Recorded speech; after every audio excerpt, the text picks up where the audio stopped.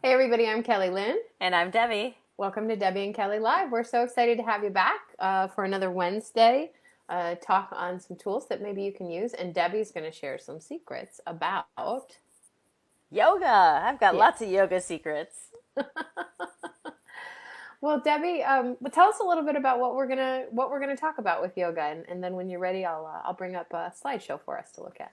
Well, if you've been in my classes, I always will share what I like to do every day. Like the yoga I do every day. It's kind of like the foods. Like I almost eat an apple every day. And I look at, like with yoga, there's no way I would ever retire from yoga or stop doing yoga because it's such a part of my life and a lifestyle.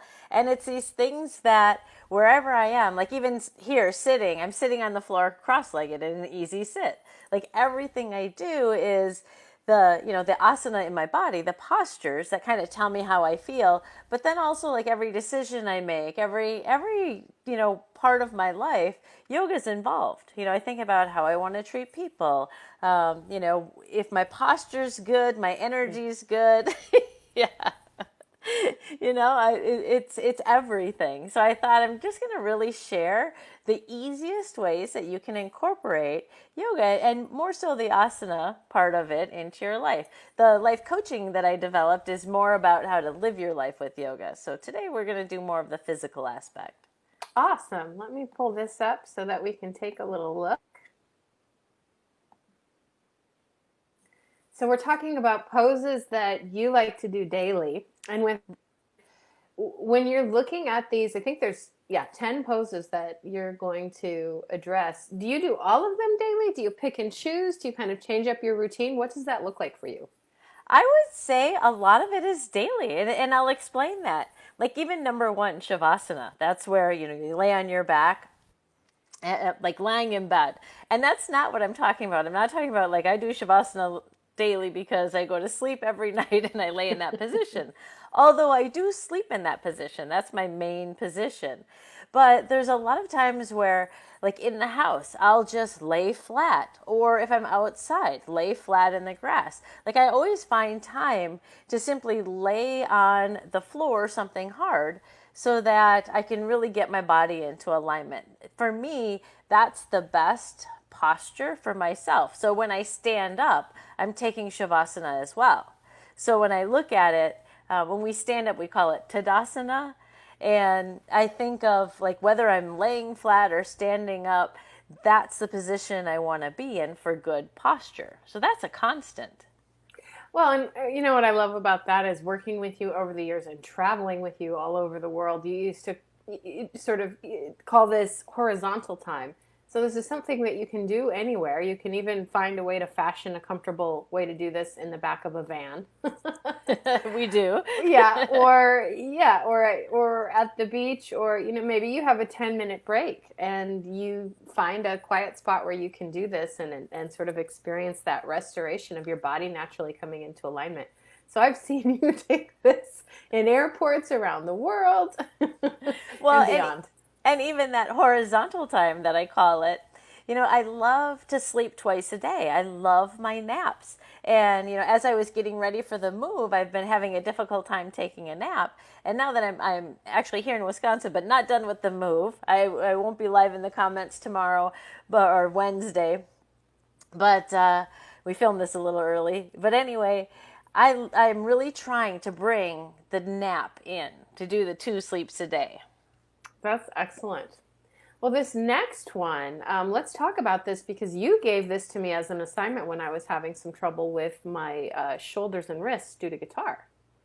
Yes, and even with lifting heavy things or reaching, I tend to have rotator cuff, shoulder issues, and it goes back from playing softball and volleyball, high school age, college age. And what it is, it's simply you can either lie on your back, and that's what I recommend is right when you're doing Shavasana, if there's a wall nearby, is clasp your hands, put them over your head, or even touch the middle fingers over your head and press into the wall. So a lot of times, like when we stretch, we reach up, or we clasp our fingers and we reach up.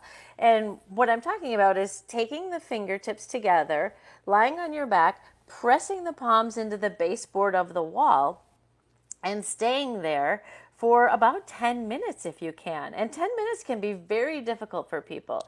They can feel a little claustrophobic, but it's one where if you take the 10 minutes, it takes that long for you to find the natural alignment in your body to get some relaxation and even for the musculature to relax.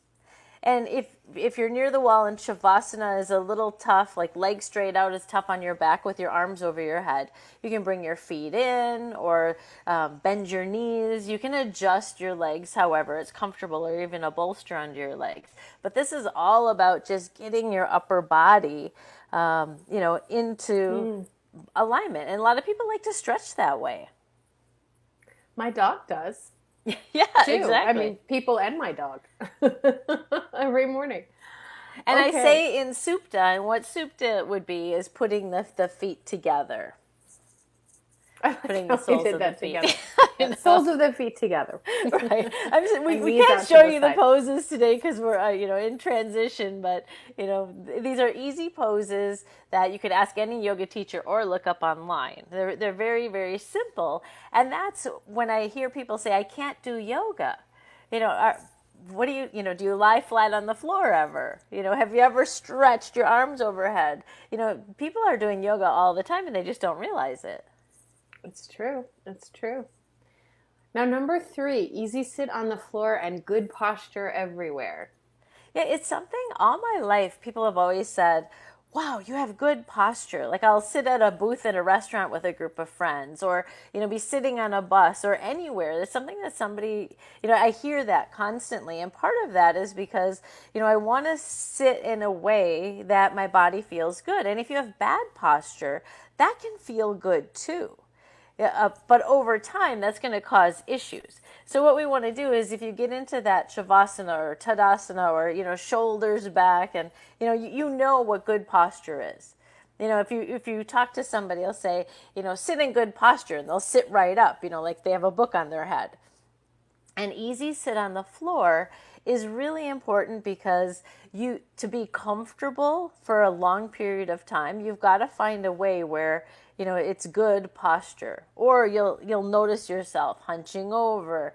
You'll get aches and pains in different places in your body, and it's something that I do a lot is sit on the floor, and I also tell my parents sit on the floor because it's something that as we age we tend to never sit on the floor. You sit on a chair, or you try to avoid the floor because of number 4, getting up off of the floor becomes very difficult. And that's one thing that I really notice, especially with some of the older people that I work with, if they sit on the floor and they have to get up and down from the floor, you really work your body as far as like your muscle strength. You keep your hips in good, comfortable, a good, comfortable way. Where a lot of times older people and even myself, I'll get little hip aches and different things, and a lot of times it's because of lack of movement or lack of range of Mm-hmm. motion. Yes. All of this, yes, I relate to all of this. I've had a little bit of back soreness this week, and it's exactly what you're saying. Just remembering to move your body. And some of these are more static, and then others are a little bit more active. But there's such a good way to come back into your body and the awareness of whether you've moved or not. Well, and I like to do the test of where you take the easy sit, where if you sit down and your ankles are crossed, and then try to get up without using your hands. Try to Mm-hmm. get up and down. And I notice too, like especially after a lot of heavy lifting and working, it's really difficult to get up and down when my body is in really good shape. Physically, as far as can I move all the parts I need to move, I can do that, lower myself down and stand up. And I tried it today before we got on to film, and no, I'm a little creaky. I had trouble getting back up. So I do challenge you, see if you could, stand up, cross your ankles, and come all the way down to sitting and come up without holding on to anything. Don't use your hands at all. Yeah, well, and you were on a plane or sitting in an airport for the better part of what, 40 hours almost Oh getting my home gosh. with everything. You got rerouted Yes. so many times. So for Yeah. those of you who are just tuning in, Debbie and I moved a couple weeks earlier, but Debbie just moved about 30 seconds ago from Kauai to the mainland, and she was on the last plane out before the airport shut down for Douglas, Hurricane Douglas, which both downgraded and then took a swerve to the north at the last minute. So thankfully the islands were spared. We were worried about friends. So yeah, I no wonder that one's a little tougher today. Right. Well, and I noticed too, not necessarily, always physical stress, sometimes, emotional stress when I'm really feeling, the stress of life. A lot of these can be difficult as well. Even lying in Shavasana where your head is so crazy with what you need to do, to take a 10-minute, horizontal time can really be beneficial. Absolutely. Absolutely. And the number 4, getting up off the floor after the easy sit. We covered the back bend. Now this is one of my favorites. Um, are you talking about any back bend, or what do you usually do when you're incorporating this daily, Debbie? Well, I always say a back bend a day. And even in my classes, you'll know that I always give you options. You can lie on your stomach and do a cobra or an up dog or reach your ankles in a bow. Or on your back, doing a bridge where your knees are over your ankles and you lift your hips up, or a wheel where, you just hands and feet are touching the ground and that's it. And I always give everybody all of those options, or a camel where you reach back and bend your back, any type of back bending. It's one of those things like if you don't use it, you lose it. And I find too, there's days where, just a tiny little back bend is all I can handle, or, I can get up into a bridge, and it's wonderful when I can get to wheel. And even my body is it's more built like an athletic tight body. So wheel has always been difficult for me. I can't wait to get into some yoga classes and really use the wall, the blocks, or even, when we can start touching each other, get into, an assisted wheel, because it does feel so wonderful in my body. But a full bow of a back bend, I do need some help. Right now, I have a block. Kelly actually gave me a block to travel with, and I use the block for a supported bridge where I put it under, lay on my back, put the block under the base of my sacrum, and just relax on it. And that has done wonders. I can just feel everything releasing in my body. And it's not where you relax completely. You're pressing your feet into the floor away from you and you're supported on your shoulders. But it's one of those things where I think our back is, it's such a big part of our body, our spine. It's like the staff of our body. And we really have to give it care. And a lot of people feel like as soon as something happens in their back, don't move. They get really stiff and they don't want to move anything. It's kind of like your neck, or, all the way down from your neck to your lower spine. If something happens, there's no movement. And then it's almost like a frozen shoulder where, that overhead stretch I find if I'm using my joints, I lubricate my joints. It's like a cat or a dog. As soon as I call Buddy, the first thing he does is go into his stretches, his down dog and his up dogs, and then he walks over to me. I joke about that because she does. She calls her dog, and he's like, "Yep, I'm gonna do my yoga first, and then I'll deal with you." Yeah, all the time. He will never just get up and run. No.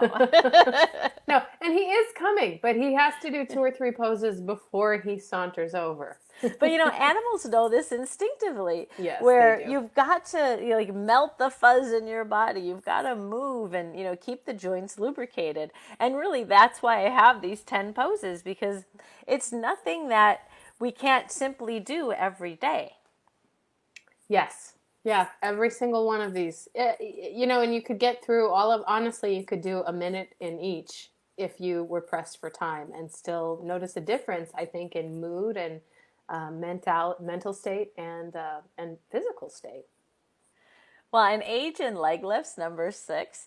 I love this one because I used to do this in my yoga classes many, many years ago. And my mother was really strict. I remember when, she was 50. I remember when my mom was 50 and doing her age and leg lifts. And she would always, laugh like, I've got to do 50, or I've got to do 60 in class. And you young kids only have to do 20 and you're struggling. And it's one of those things where I haven't done for a while, but in the whole process of moving, like within the last month, I thought, I'm having a hard time in my body. I feel really stiff and sore. Do I want to do sit-ups or any, like abdominal work? No, but I love age and leg lifts, doing my leg lifts. And I've been having so much fun. And of course, I'm doing my 50 plus leg lifts and I'm loving them. And it doesn't take long at all. It takes like a minute and a half. And if you're younger than me, it's going to take a lot less time. No, I am younger than you, and it takes me a lot more time. But you always have had a strong core. She whips through these people. And she doesn't hurt herself. She's doing them with control and with breath. Yeah, and with breath. Yeah, with control and with breath. So she's supported because the breath is there. But and what you can do one leg at a time. I like to lie on my back, put my hands underneath my buttocks, and then lift both legs from floor all the way to ceiling. And inhale, lifting, exhale, lowering. And I will do my 58 leg lifts and just with breath. And it feels so good. And believe me, though, when I haven't done them for a while and I started, I thought, oh my gosh, what did I get myself into? I had to stop a few times. That's the thing. That's the thing. If you get out of the habit, they take longer because you might have to rest. But it really, what would you say, 5 to 7 days and you're able to pretty much get them all done after that? Yeah, body figures it out. I had a gentleman in my class who was 78 in my yoga class, and he would just crank these out, and everyone would look at him, and he's like, "I've been doing these for years in Debbie's classes," and because you're doing your age, you're doing your age for a year, and then you add one. And he's like, it's so simple. And I just love it. And it's one of those things where I'm so glad we're talking about these 10 because I've really brought these back into my life, especially with this transition. And when you're hitting transition and change and stress, these are life-saving. I've been doing number 7 a lot. Having a little bit of stress in the low back again from moving and lifting heavy things. For some reason, taking really good posture and sitting as deep as I can into a chair and really engaging my leg muscles and core muscles is helping me to feel more supported when I'm standing, moving around, and even transitioning from sitting to standing or laying on the bed to standing. So I've been giving chair pose a little bit more time these days. And chair pose is very simple. You can look these up. Google is always wonderful to, do your study and look for what they are. But it's simply, taking a type of a squat. And then whether you want to do, heels on the floor, heels off the floor, arms up, arms down. It's really, chair is, the fitness industry's type of squat. And I like to do it with knees parallel and sink down and my heels on the floor. But it's one of those things where I feel like, too, my body just feels good after it. It's a strong pose. And to really sit in it and breathe for a while. And I like to challenge myself where, I set the clock on my phone and I'm going to do a 10-minute chair. And believe me, a 10-minute chair is tough. Yeah. Especially if you haven't been practicing it for longer durations. Well, and I think it's funny with any of these poses, using mind over matters, the matters that, hold us down.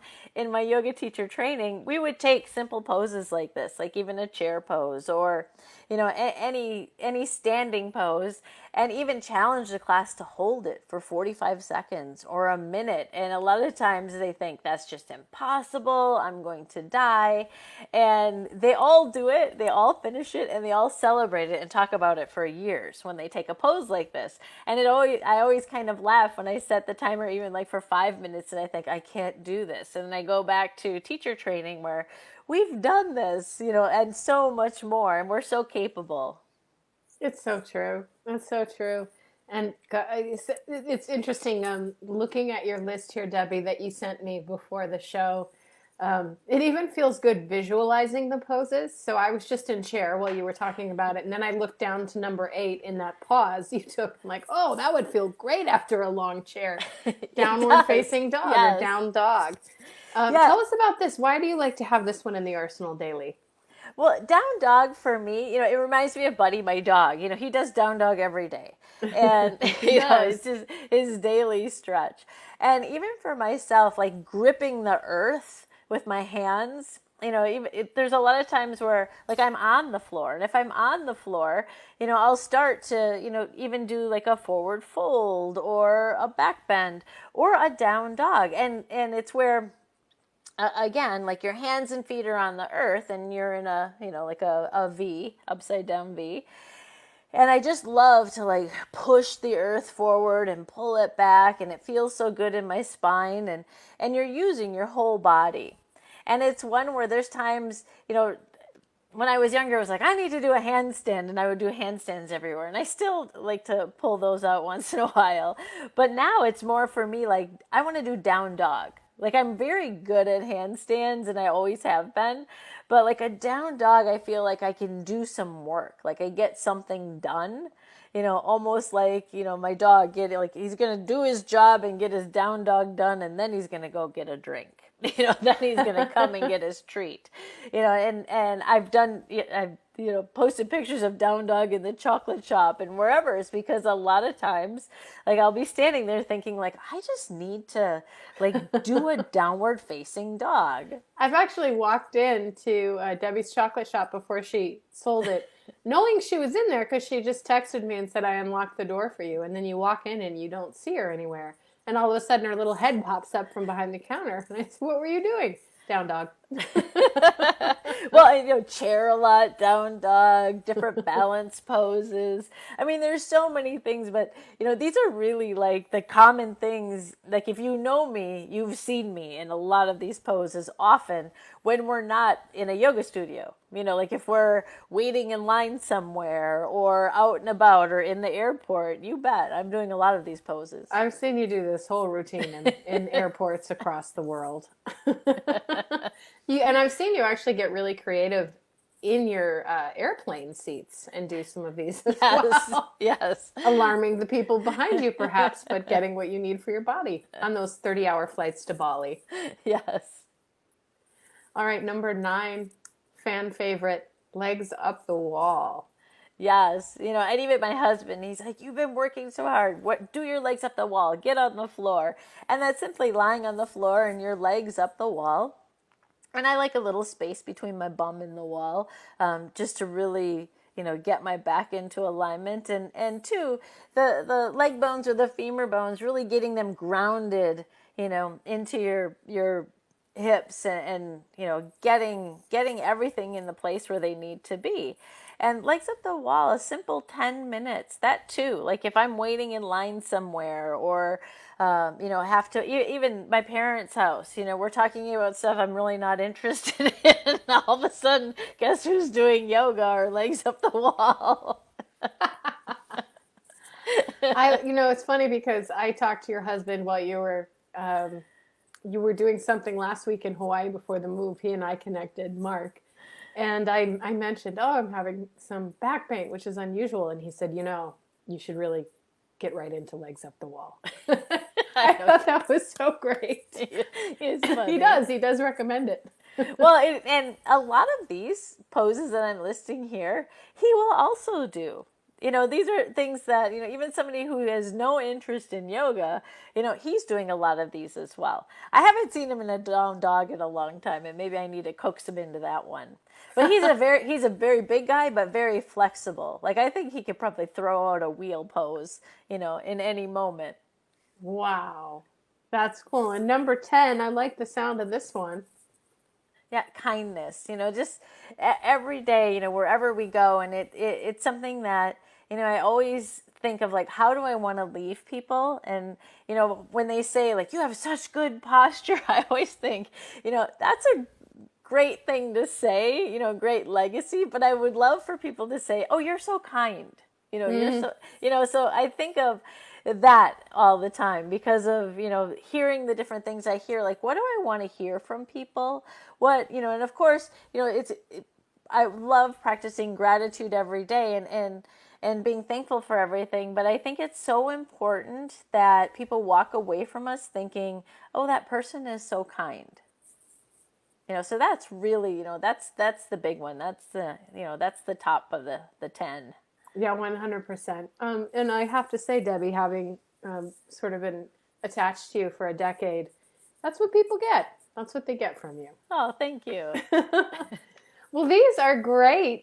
Is there anything that you would like to say about this routine or yoga as a whole or anything else before we close the show today, Debbie, to allow you to move to your new home? Well, I think all of these, again, are reminders to, like, you can take care of yourself in any moment.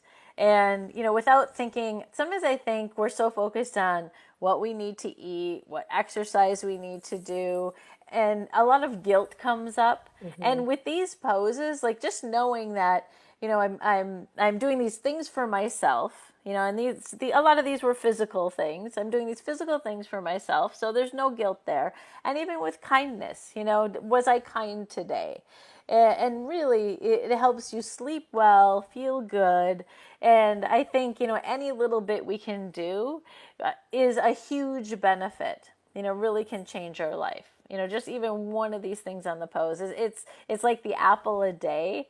What are some of the things that you like to do a day that are really beneficial for you and everyone else in the world? I love it. Well, it's great to see you. Thanks for jumping on to do our show. Thanks, Kelly. And everybody stay tuned for a brief message. Hi, everybody. I'm Kelly Lynn. And I'm Debbie. And we want you on our show. We'd love to hear more about what you're doing in life that influences others in a positive way or inspires others, as well as any tools you might have to share. All you have to do is email me, Debbie@wildkauai.com. We hope to hear from you.